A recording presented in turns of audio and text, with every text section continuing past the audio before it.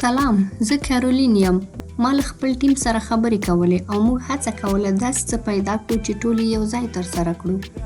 ځکه تاسو څخه ډېر نشي کولی نن ښوونځي کې واوسئ، نو موږ د وخت حلقه په اړه نظریه پیدا کړه. آیا ستاسو په ښوونځي کې هم د وخت حلقه وي؟ نن موږ یو کتاب لولو او ځینې خوندور فعالیتونه به ترسره کړو. نو اجازه راکړئ چې خپل کتاب خلاص کړم. موږ به د اتل په روزنه په نوم کتاب ولولو چې د کوډې یږې په اړه دی، زموږ یو له خوښیو کرکټرونو څخه. کوډې د سوپر هیروګانو په اړه کومیک یا انځوریز کتابونه لوستل. اتلان ټول زړور، هوښیار او قوي ښکارېدل. زه هم غواړم یو اتل شم. کوډې وویل، خو زه څنګه اتل کېدی شم؟ تاسو څه فکر کوئ؟ کوډې څنګه اتل کېدی شي؟ اتلان کوم کارونه کوي؟ زه باید د الوتلو زده کړه وکړم. کوډې وویل. کوډې یوازې یو ملګری پیژنده چې کولی یې شول الوتنه وکړي. پیک، زه غواړم چې ماته د الوتلو طریقه راوښیي. هغې وویل. دا خو ډېر خوندور نظر دی. پیک ځواب ورکړ. راځئ چې دا وکړو. اول باید ته خپل وزرونه وخوځوي. پیک وویل.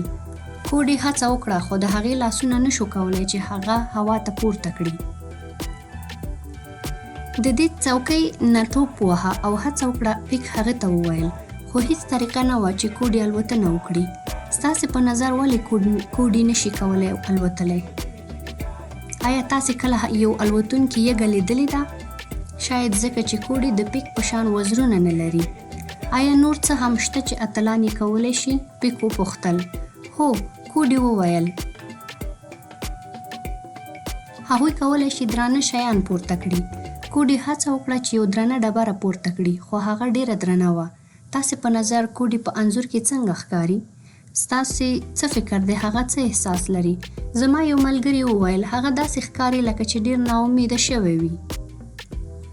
زه فکر کوم چې دا ښه کلمه ده چې د کوډې د احساساتو د بیان لپاره وکارول شي. هغه په رښتیا سره ډېر کوشش کوي. زه شاید هڅه وکړم چې په یو تنګ ځای کې ځان ځای کړم. کوډې وویل. زما په کومیک کتاب کې یو اتل دا کار وکړ. زه فکر کوم چې ته به په دې کار کې ښه یې. پیک هغه ته وویل. خو د افسوس خبره دا وه چې پیک غلط و. زه پوهیږم. کوډې فریاد وکړ. زه خپل پټ هویت ته بدلیږم. ټول اتلان یې لري. پیک په یو بدل شکل راغلو. سلام کوډې، پیک وویل.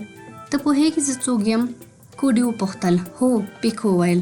شاید زه یو ماسک او چپنې ته ضرورت لرم. کوډې وویل. زه دواړه دغه شیان په خپل خونې کې لرم. پیک هغه ته جواب ورکړ. نو کوډې ماسک او خولۍ واغوستله. زه لکه یو اتل ښکارم. کوډې وویل. خو ما تر اوسه هیڅ اتلانه نه دي کړي. آیا ته کولی شې مرسته وکړې چې دا وتړم؟ پیک وپوښتل. د دې خولۍ تړل ګران دي. کوډې خولۍ وتړله او پیک سره د هغه ماسک اچولو کې مرسته وکړه. مننه، پیک وویل. ته زما اتل یې. ستا اتل؟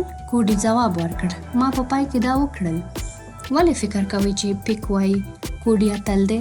داسې ښکاري چې کوډې یو ښه کومک کوونکی ملګری و. هو، ډېر څه شته چې ته یې وکړې او اتل شې.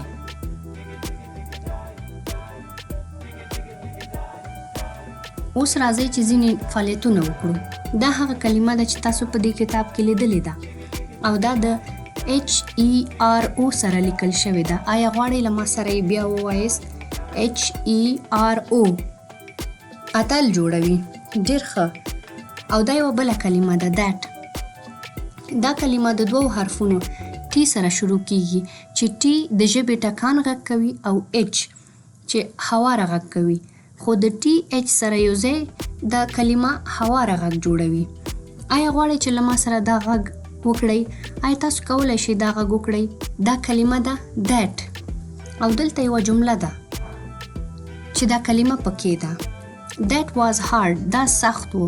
داسې ښکاري چې دا دیټ د جملې لومړۍ کلمه ده. او دلته یوه بله جمله ده.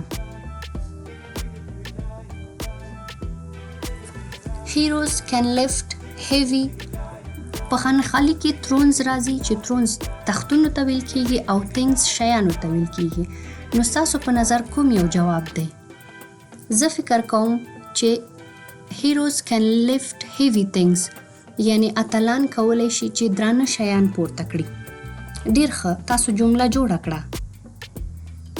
دا زموږ د کتاب پای وو او که تاسو غواړئ نور کتابونه ولولئ، فعالیتونه ترسره کړئ، نو خپل والدینو څخه وغواړئ. د دې ورځې لپاره له تګ څخه د مخې زه غواړم چې تاسو له ما سره یو بل کار هم ترسره کړئ. راځئ چې ټول ځانونه اتلان احساس کړو او خپل د خوښې حرکت ترسره کړو. تاسو به زما سره دا حرکت وکړئ. آیا یو ځل بیا یې کوئ؟ ډېر ښه. بای بای.